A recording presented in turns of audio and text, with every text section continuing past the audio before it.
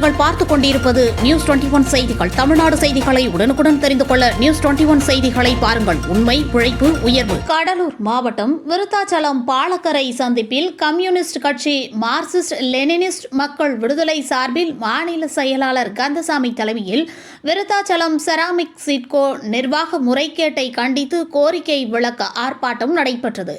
அக்கட்சியின் நிர்வாகிகள் மற்றும் பொதுமக்கள் திரளானோர் கலந்து கொண்டனர்.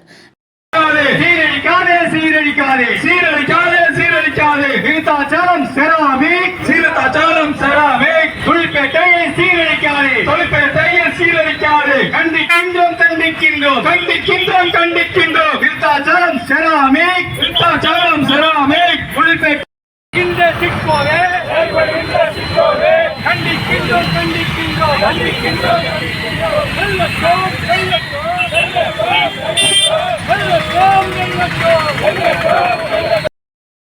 செராமிக் உருவாக்கணும்னு காரணம் என்னன்னு கேட்டீங்கன்னா, நெய்வேலி அனல்மில் உருவாக்குறப்போ அதில் கிடைக்கிற கனிம வளத்தை வச்சு என்ன பண்ணலாம்னு சொல்லி ஒரு ஆலோசனை காமராஜர் காலத்தில் 63-64.